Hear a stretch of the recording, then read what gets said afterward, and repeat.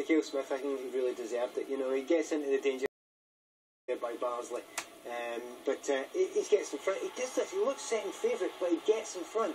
And we said it before the game. He'll be fired up for us to get a great start. And what a brilliant start from him. I think he thoroughly deserved that goal, but maybe the keeper helped him out. He cashed in on the indecision here, Craig, didn't he? Yeah, I think he's looked at the trajectory of the ball is very high. He thinks it gives him enough time to get out there, but the pace in the ball isn't enough to get through to the goalkeeper. And once he's there, he's got no chance of getting back, and it's a good finish. I think time and again, as I say, he's second favourite there, Michael Smith, but it's intelligent movement as well. He's 5 yards off, but he's given himself a run on the defender, so that's why he's obviously been getting above it.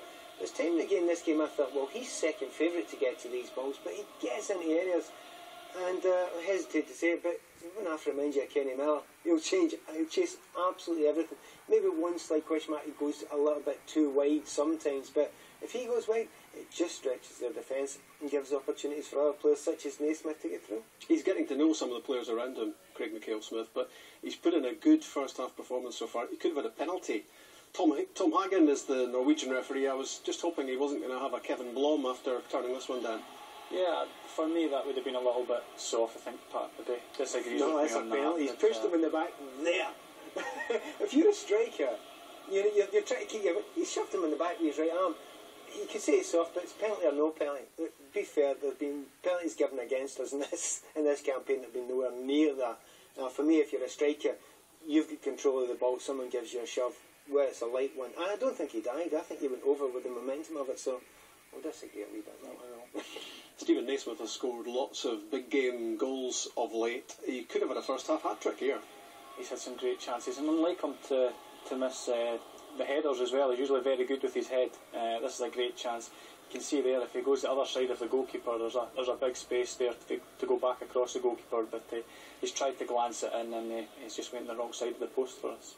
He's actually, that was a great delivery again from Charlie Adam, but I suppose the thing you will say, he gets himself into good positions and makes the chances, and that one, basically the ball's just too looped and he can't develop the power. Okay, so it's offside when the ball comes in, but hey, you play to the whistle, and they played on, and as you say, he's normally so good in the air, but it's because he can't regenerate the power because it's coming from a looped cross, and that's how he's not been able to get it into the corner.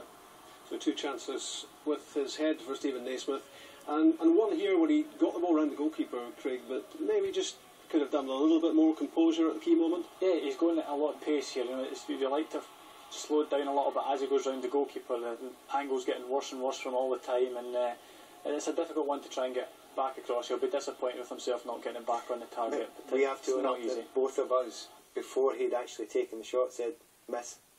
Didn't actually think he was going to get it because it was on possibly slightly less favourite. So maybe if he's left foot, he would have felt a little bit more confident in it because he would take his time in it.